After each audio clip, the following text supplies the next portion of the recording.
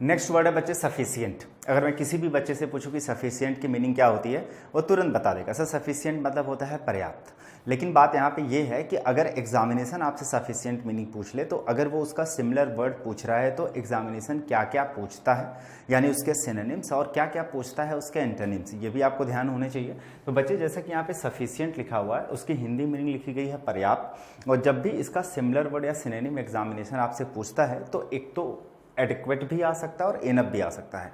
तो अगर मैं इसके सिमिलर वर्ड की बात करूं तो एक तो आपको ये ध्यान देना है कि जो कि बहुत ही कॉमन वर्ड है, पूछा जाता है एडिक्वेट और इनफ।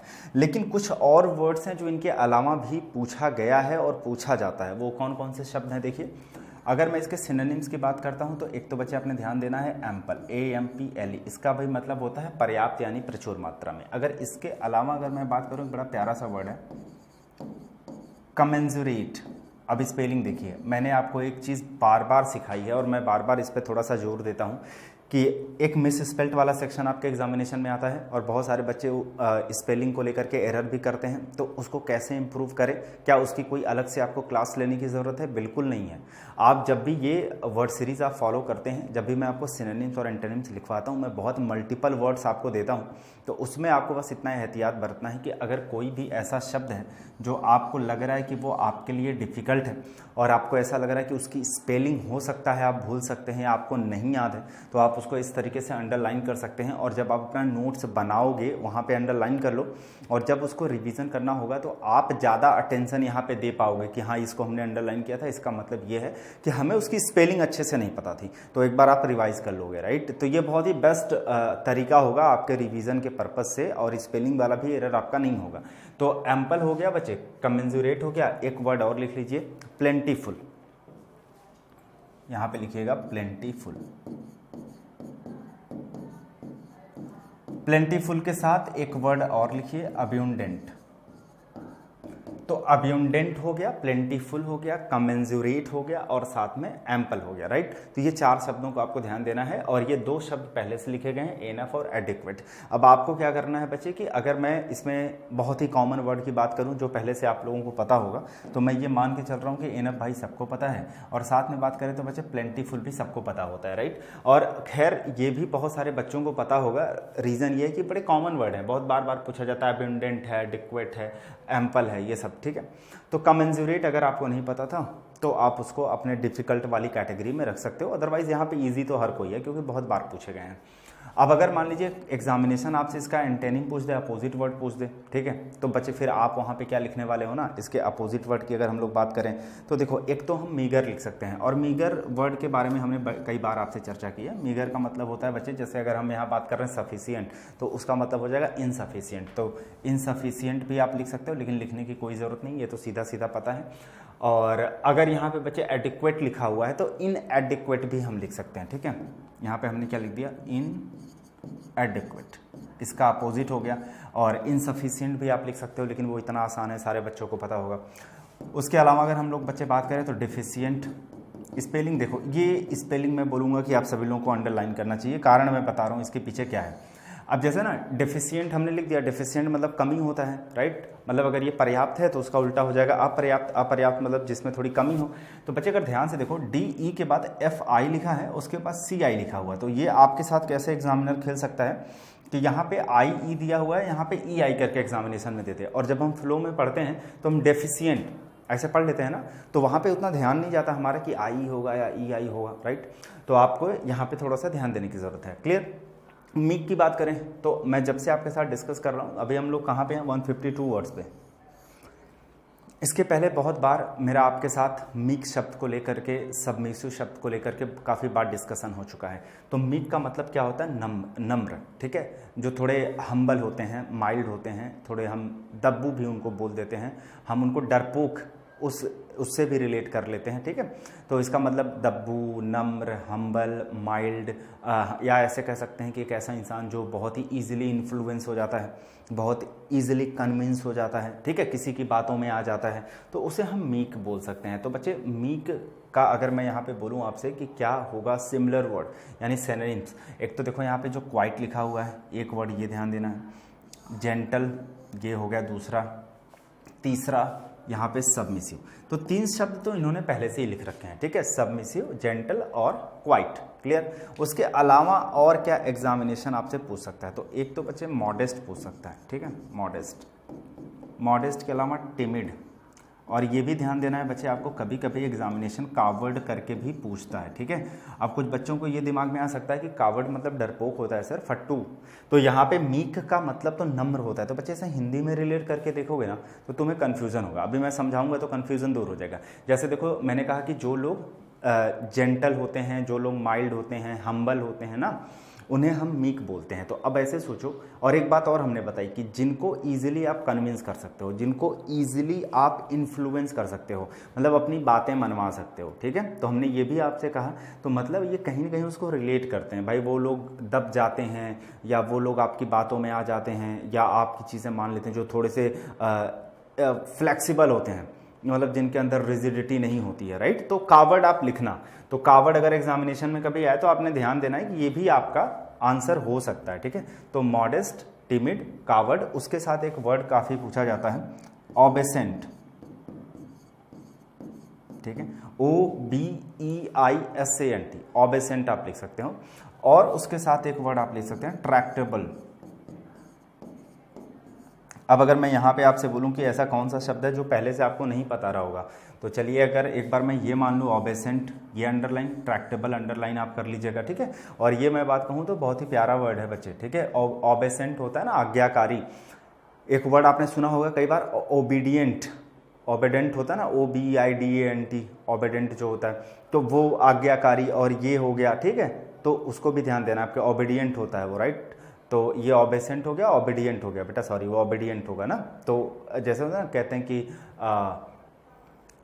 आपने देखा योर ओबीडियंट, ठीक है, आपका आज्ञाकारी। जब हम लोग एप्लीकेशन वगैरह लिखते थे उस टाइम ना, हम लिखते थे वहाँ पे, तो ये शब्द आपको ध्यान देना है, ये काफ़ी पूछा जाता है, अच्छा वर्ड है। तो ओबेसेंट हो गया, ट्रैक्टेबल, कावर्ड, टिमिड, मॉडेस्ट, ठीक। अगर मान लीजिए इसका अपोजिट पूछ लेगा तो अपोजिट में आप क्या लिखोगे? तो बच्चे यहाँ पे तो अपोजिट में एक ट्रैक्टेबल जो लिखा हुआ है आपने, यहाँ पे आप इन ट्रैक्टेबल लिख सकते हैं, ठीक है। और इम्पर्टिनेंट आप लिख सकते हैं, बड़ा प्यारा सा वर्ड है, इसको ध्यान दीजिएगा, ठीक है, इम्पर्टिनेंट। तो देखिए मैं तो बार बार आपसे ये कहता हूँ कि आप इसका स्क्रीनशॉट लेने के बजाय, ठीक है, बहुत सारे बच्चे स्क्रीनशॉट लेना पसंद करते हैं, लेकिन मैं आपसे ये बोलूँगा भाई स्क्रीनशॉट मत लिया करो, आप इसका नोट्स बनाया करो, ठीक है। इम्पर्टिनेंट है, इंट्रैक्टेबल है, मॉडेस्ट, टिमिड, कावर्ड। होगा क्या ना कि बच्चे अपनी सुविधा के लिए ये भी मांगते हैं कि सर मुझे PDF दे दीजिए। आपकी हैंडराइटिंग अच्छी है तो लिखा लिखा है PDF मिल जाएगा, तो वो काम चोरी मत करो, ठीक है। मक्कारी वाली आदत छोड़ दोगे ना, उस दिन तुम एग्जामिनेशन कोई भी क्रैक कर सकते हो। तुम लोग मेहनत करने से भागते हो, तुम्हें लगता है कि इसकी PDF मिल जाएगी तो चुपचाप सर देख करके हम पढ़ लेने वाले हैं, ठीक है, कोई इशू नहीं है।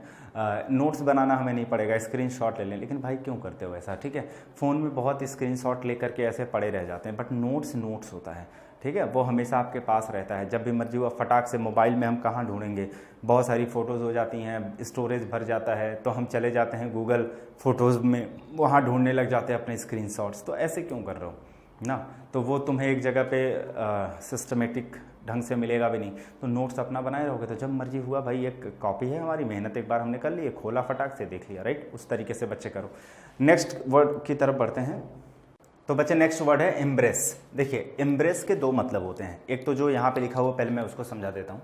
एक लिखा आलिंगन या अपनाना। अपनाने का मतलब होता है बच्चे किसी चीज़ को एक्सेप्ट करना।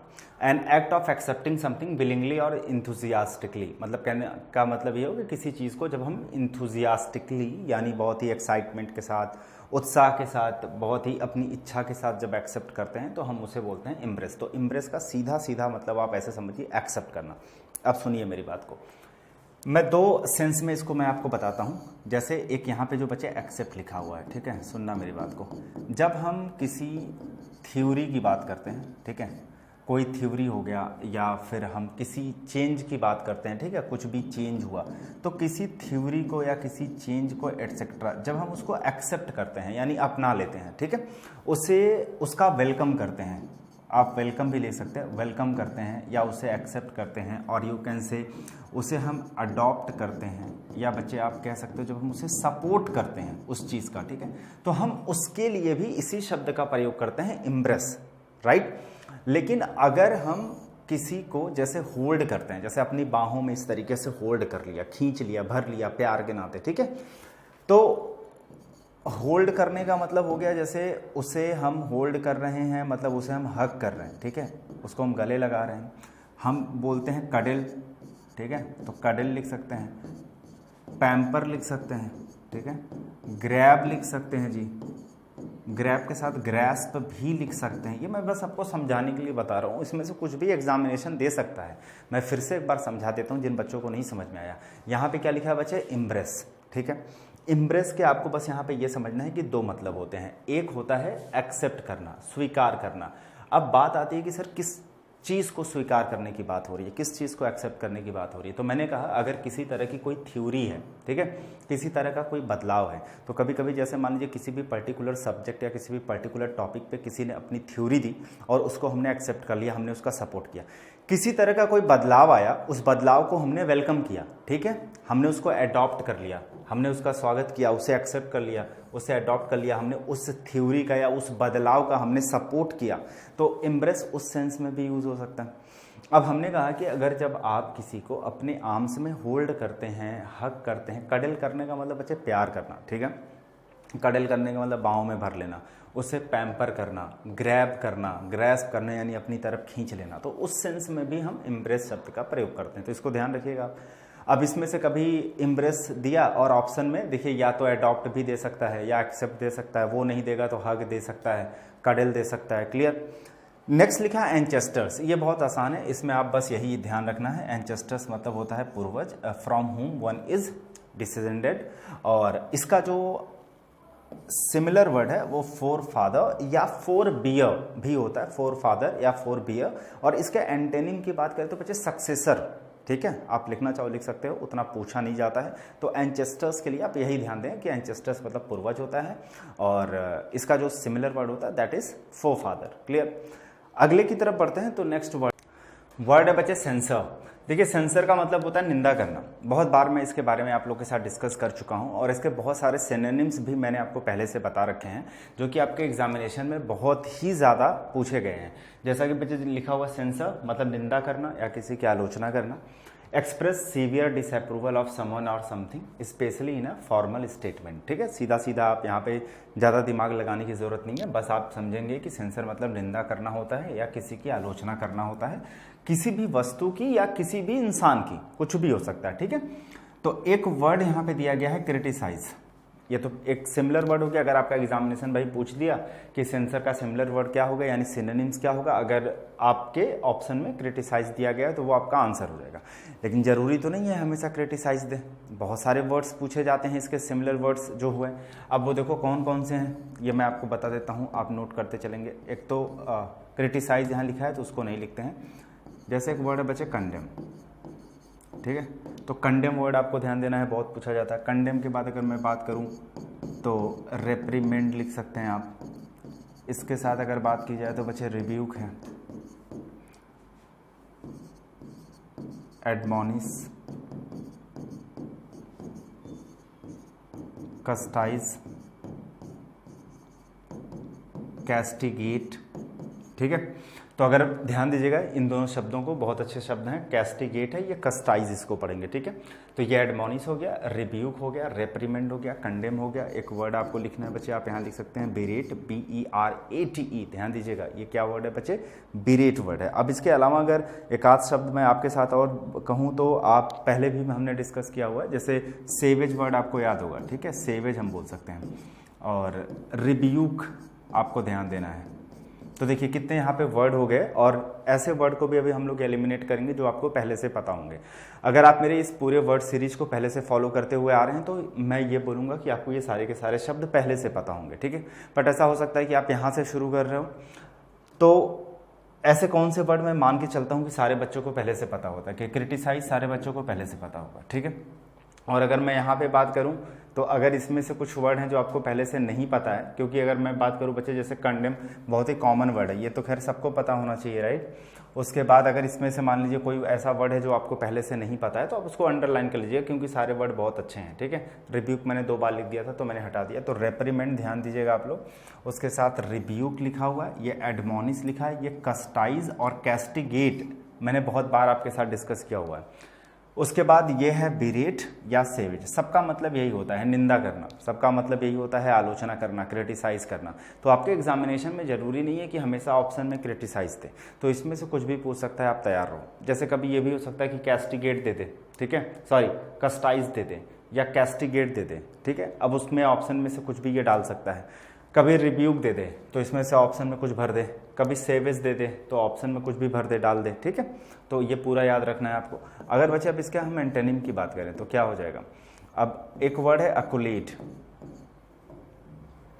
इसको ध्यान दीजिएगा। एक्कोलेट मतलब क्या होता है बच्चे, अपलॉज करना। अपलॉज करने का मतलब हो गया किसी को शाबाशी देना, किसी की प्रशंसा करना, ठीक है। क्योंकि देखिए यहाँ पे हम बात कर रहे हैं आलोचना करने की, तो अब इसका उल्टा क्या हो जाएगा। अगर हम किसी की आलोचना करते हैं, किसी की निंदा करते हैं, तो एक तरीके से उसकी बुराई करते हैं, तो उसका उल्टा हो जाएगा कि भाई उसको एडमायर करना है, उसकी प्रशंसा करना है, उसको अप्रिसिएट करना है।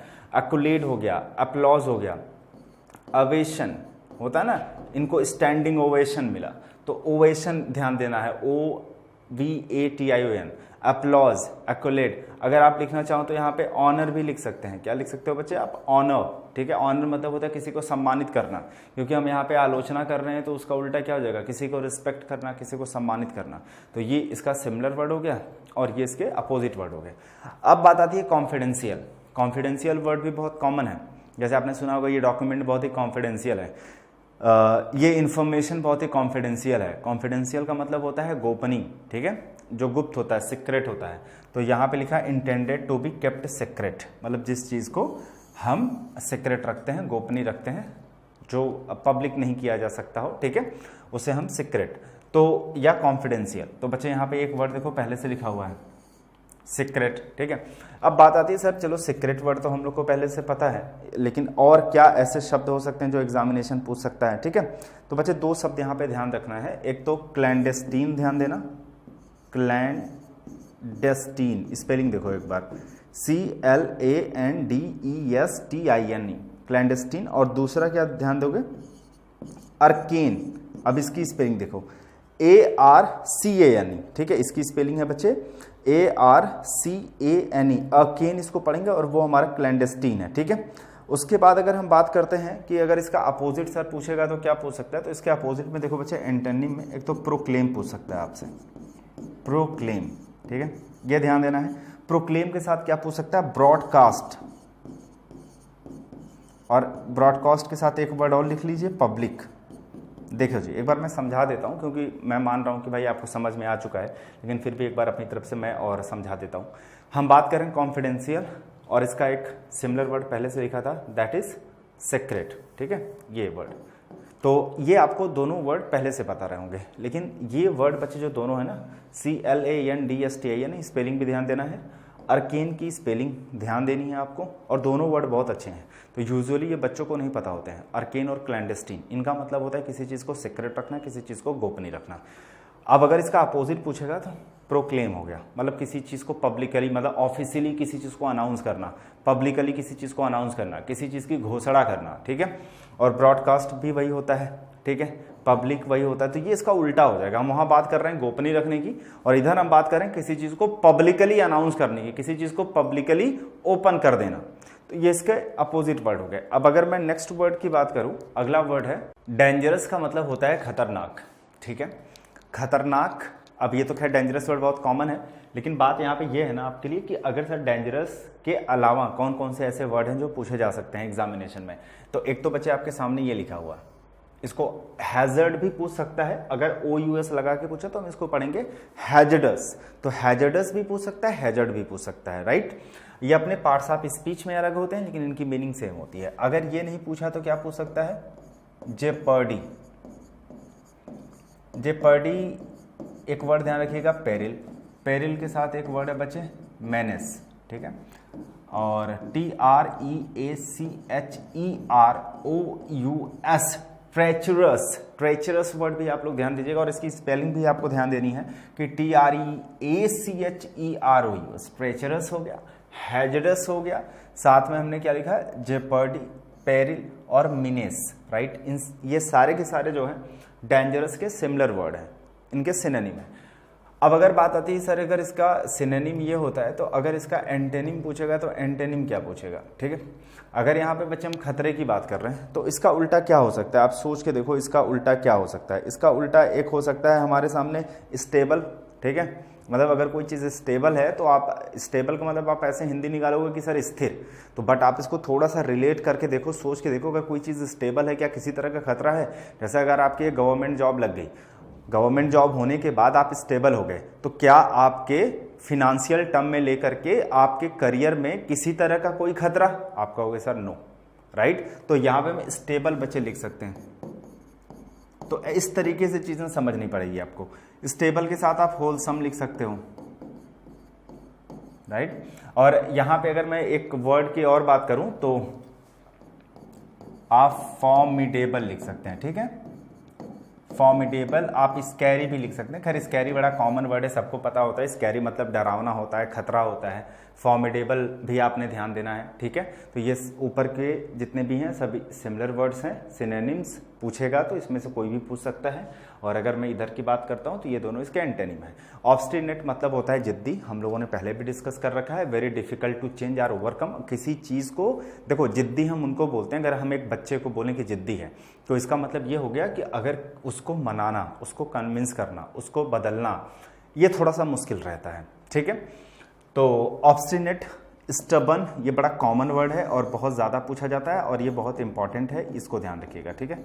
अच्छा, इसके अलावा और कौन कौन से ऐसे शब्द हैं आपके दिमाग में आ रहा होगा कि सर जो एग्जामिनेशन पूछ सकता है, ठीक है। तो एक वर्ड हो गया बच्चे, देखो टेनेसियस और एडामेंट, मैं पहले भी डिस्कस कर रहा हूँ आपके साथ। ADAMANT, एडामेंट हो गया। एडामेंट के साथ एक वर्ड है टेनेसियस, ध्यान दीजिएगा स्पेलिंग को। सबसे पहले TENACIOUS, टेनेसिस, ठीक है, टेनेसिस। उसके साथ अगर हम लोग बात करें परसिस्टेंट भी आप लिख सकते हैं, ठीक है, परसिस्टेंट। और एक वर्ड मैं बोलूंगा लेकिन मैं लिखूंगा नहीं, दैट इज इनफ्लेक्सिबल, ठीक है। क्योंकि जो फ्लेक्सिबल होते हैं मतलब लचीला, कोई चीज़ हम कह सकते हैं। अगर मैं किसी इंसान को बोल रहा हूँ ये बहुत ही लीनियंट पर्सन है, बहुत ही फ्लेक्सिबल पर्सन है, तो इसका मतलब अगर आप किसी भी चीज़ को लेकर के उनको मना रहे हो, कन्विंस कर रहे हो, तो वो हो जाएंगे, वो आपकी बात मान जाएंगे। उनको थोड़ा सा उनकी सोच को लेकर के या उनको बदलने को लेकर के आप सक्षम हो सकते हो। लेकिन अगर कोई भैया ऑब्स्टिनेट है, ठीक है, इनफ्लेक्सिबल है, उसका उल्टा, फ्लेक्सिबल का उल्टा इनफ्लेक्सिबल है। एडमेंट, टेनेसियस, परसिस्टेंट, स्टबन मतलब वो जिद्दी है, ढीठ है, उसको बदलना मुश्किल है। किसी चीज़, अगर किसी हम वस्तु को या किसी चीज़ को अगर हम बोल रहे हैं कि स्टबन या ऑब्स्टिनेट की संज्ञा दे रहे हैं उसको, तो मतलब उससे ओवरकम, जैसे किसी सिचुएशन को अगर हम ऑब्स्टिनेट की संज्ञा दे रहे हैं तो मतलब उससे ओवरकम करना क्या है, मुश्किल है। तो इसमें से कोई भी पूछा जा सकता है एग्जामिनेशन में, उसके लिए आप ध्यान रखेंगे। अब बात आती है कि सर अगर ये इसके सिमिलर वर्ड है ना, ये अगर इसके सिनोनिम है, तो अगर इसका अपोजिट पूछेगा तो हमसे क्या पूछ सकता है, ठीक है। तो बच्चे देखो, मैंने बहुत बार एक वर्ड को डिस्कस किया आपके साथ, जैसे मीक, ध्यान है आपको, मीक। और मैंने, अच्छा चलो मीक नहीं ध्यान आ रहा, मॉडेस्ट ध्यान आया, कितनी बार डिस्कस किया है। अगर ये नहीं ध्यान आ रहा है तो ये ध्यान आ रहा है, सबमिसिव, ठीक है। सबमिसिव भी नहीं ध्यान आएगा तो अब ये तो आ गया ना, हम्बल, ये हमने आपके साथ डिस्कस किया था। जेंटल, या इससे भी एक सरल शब्द मैं लिखता हूं आपके लिए, माइल्ड। अब आ गया ध्यान कि मतलब अगर ये है जिद्दी, तो भाई जो लोग मीक होते हैं, मॉडेस्ट होते हैं, यानी सबमिसिव होते हैं, जिनको और सरल शब्दों में बोला जाए, जो जेंटल हैं, हम्बल हैं, माइल्ड हैं। अब ऑब्वियस सी बात है बच्चे, वो जिद्दी तो नहीं होते ना, उनको कन्विंस करना आसान होता है, ठीक है। उनको अपनी बात मनाना आसान होता है, मनवाना आसान होता है, उनको चेंज करना आसान होता है। तो अगर जब भी ऑब्स्टिनेट, एडामेंट, स्टबन, परसिस्टेंट, अगर इसका कभी भी आपसे अपोजिट पूछेगा तो आपको ऑप्शन में ये दिख जाएंगे। मीक हो सकता है, माइल्ड हो सकता है, मॉडेस्ट हो सकता है, सबमिसिव पूछा जा सकता है, हम्बल या जेंटल पूछा जा सकता है, राइट। तो बच्चे नेक्स्ट वर्ड की तरफ बढ़ते हैं। अगला है बेनेवलेंट, का मतलब होता है बच्चे परोपकारी, मतलब जो लोग थोड़े उदार होते हैं, जिनको हम लोग जेनरस बोलते हैं, राइट, जो लोग चैरिटी करते हैं, दूसरों की भलाई करते हैं, देखभाल करते हैं, उन्हें हम बेनेवलेंट बोलते हैं। A person who is serving a charitable rather than a profit making purpose, मतलब ऐसे जैसे मैं बोल सकता हूँ कि रतन टाटा जी के बारे में, वो बहुत ही बेनेवलेंट पर्सन है, मतलब वो बहुत चैरिटी करते हैं, राइट, मतलब वो जो है प्रॉफिट मेकिंग पर्पस से कोई काम नहीं करते हैं, बेसिकली वो चैरिटी बहुत ज़्यादा करते हैं। तो अगर मैं इसके सिमिलर वर्ड की बात करूँ तो देखिए काइंड पूछा जा सकता है, जो कि बहुत सिंपल है। उसके अलावा आपके दिमाग में आ रहा होगा सर और क्या पूछा जा सकता है, जैसे बेनेवलेंट है तो बच्चे एक वर्ड है आपका जेनेरस, आपको पता ही होगा, जेनेरस वर्ड मतलब होता है उदार, ये पूछा जा सकता है। और मैग्नैनिमस, देखो इसकी बच्चे स्पेलिंग नहीं भूलना है आपको, इसको मैं तरीका बता देता हूँ आप कैसे इसको याद कर पाओगे अभी तुरंत। MAG मैग हो गया, यहाँ पे मग, मैग को ऐसे मग समझ लो, मग्गे से नहाते हो। नैनी, मैग्नैनिमस, नैनी को नानी समझ लो, इसको मस समझ लो, तो मैग्नानिमस, मैग्नैनिमस। तो ऐसे ना थोड़ा सा इसको मतलब ऐसे ब्रेक करके थोड़े से ऐसे कुछ सिमिलर वर्ड जो तुम्हारे दिमाग में हमेशा घूमते रहते हैं, उनसे थोड़ा सा रिलेटेबल बना करके अगर याद करने की कोशिश करोगे तो फटाक से याद होगा। तो मैग्नैनिमस हो गया, जेनरस हो गया, जिसका मतलब क्या होता है बच्चे उदार, ठीक है। अच्छा जी, ये तो बात हो गई उदार की ना। अब आती है इसके एंटेनिम की। सर अगर हम इसके एंटेनिम की बात करें तो क्या हो सकता है, ठीक है। तो देखो बच्चे, एक तो हम इम्प्लेकेबल वर्ड लिख सकते हैं और साथ में एक मेलेवोलेंट लिख लो। ये तो बड़ा कॉमन वर्ड मैं बोलूँगा कि मेलेवोलेंट बड़ा कॉमन वर्ड है। और अगर एक मैं बोलूँ कि इम्प्लेकेबल, अगर ये जिनको न याद हो बच्चे ध्यान दीजिए कि अगर कभी भी काइंड के अगर उल्टा, यानी उल्टा मतलब अपोजिट वर्ड की बात करें तो इम्प्लेकेबल आपको ध्यान देना, IMPLACABLE। और ये हमारा ये बेनेवलेंट है, ध्यान दीजिए, BENEOLENT, ये मैं लिखा गया मेलेवलेंट, ठीक है। ये जो मेलेवलेंट हमने मैल लिखा है ना, मैल MAL, ये कुछ रूट वर्ड्स मैं कभी आपके साथ डिस्कस करूंगा, तो ये उसका अपोजिट हो जाएगा, ठीक है। अगर वो काइंड है तो ये अनकाइंड है, मेलेवलेंट मतलब अनकाइंड, ठीक है। इम्प्लेकेबल हो गया। अच्छा, यहाँ पे एक अच्छा और वर्ड है बच्चे, लिख लेना, ध्यान आया मुझे, बिनाइन वर्ड लिख लेना, BENIGN, benign. Benign, मैग्नैनिमस, generous, kind, ये सब होते हैं बेनेवलेंट, मतलब चाहे परोपकारी का मतलब ये बोलो, ये बोलो, ये बोलो, ये बोलो, बात एक ही है। मेलेवलेंट, इम्प्लेकेबल, ये शब्द आपने ध्यान रखना है, इसका अपोजिट। अब बात करते हैं इलिसिट की। इलिसिट सबको पता है, इलिसिट होता है forbidden by law, rules or custom. कहने का मतलब ये हो गया बच्चे अनलॉफुल, तो जो अवैध होता है, मतलब आप ऐसे कह सकते हो ना, सीधे सीधे आप कहो जो इलीगल है, ठीक है, जो अनऑथराइज्ड है, ठीक है, जो इलीगल है, जो अनऑथराइज्ड है, या कह सकते हो कॉन्ट्राबैंड आप जिसको बोल सकते हो, ठीक है। तो कॉन्ट्राबैंड, अनऑथराइज्ड, इलीगल, जो चीज़ें अवैध होती हैं उन्हें हम इलिसिट बोलते हैं। ये सब इसके सिमिलर वर्ड हैं, आपने ध्यान देना है बच्चे। ये सारे के सारे जो मैंने यहाँ पे लिखे हैं, अनऑथराइज्ड अगर मैं बात करूँ आपसे, अगर मैं कॉन्ट्राबैंड की बात करता हूँ, ये सब हो गए इसके क्या सिमिलर वर्ड। अगर मैं इसके अपोजिट की बात करूँ तो ज़्यादा तो नहीं पूछा जाता है, बस एक लिख लीजिए आप लिखना चाहें तो बच्चे अलाउड भी यहाँ पे लिख सकते हैं, क्योंकि आप अभी मैं समझा देता हूँ, और ऑथराइज्ड भी लिख सकते हैं आप, ठीक है, क्योंकि जो गैर कानूनी होता है वो अनऑथराइज्ड होता है। जो कानूनी है, मतलब आप यहाँ पे इलीगल है तो लीगल खैर कॉमन वर्ड है, ये लिखना मैं नहीं चाहता था, बट आप लिख लो, लीगल लिख सकते हो और ऑथराइज लिख सकते हो, ठीक है। जो चीज़ ऑथराइज होती है वो लीगल होती है। बट आप जहाँ पे कंफ्यूज कर रहे होंगे वो मैं बता सकता हूँ आपको, आप यहाँ पे कर रहे होंगे।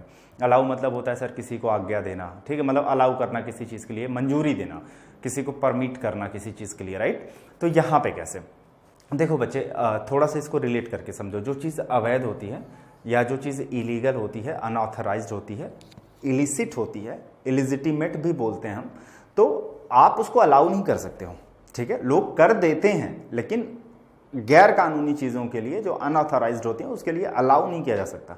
लेकिन जो चीज़ लीगल है, जो चीज़ मान्य है, जो चीज़ अप्रूव की जा सकती है, जो चीज़ ऑथराइज्ड है, राइट, तो उसके लिए लोग अलाउ कर देते हैं। तो अलाउ भी इसका सिमिलर वर्ड हो सकता है, ठीक है। तो सॉरी, सिमिलर वर्ड बोल रहा हूँ मैं, इसका अपोजिट हो जाएगा, क्योंकि जो चीज़ गैर कानूनी होती है उसको अलाउ नहीं किया जाता है, ना किया जा सकता है। लेकिन जो चीज़ कानूनी हो, लीगल हो, उसको अलाउ किया जा सकता है। तो अलाउड, ऑथराइज्ड और लीगल इसके एंटोनिम हो जाएंगे, इलीगल, अनऑथराइज्ड, कॉन्ट्राबैंड बच्चे इसका सिमिलर वर्ड हो जाएगा, राइट। क्या आप एसएससी सीजीएल की तैयारी कर रहे हो, अभिषेक की तरह 34th रैंक फोड़ना चाहते हो, या फिर शिवम की तरह 41, और आपने ग्रामर तो प्रिपेयर कर लिया स्मार्ट बुक से और वोकैब को लेके बहुत परेशान हो कि 10,000 वर्ड्स याद करें, 15,000 वर्ड्स याद करें, 20,000 वर्ड्स याद करें, उनको रिटेन कैसे करें।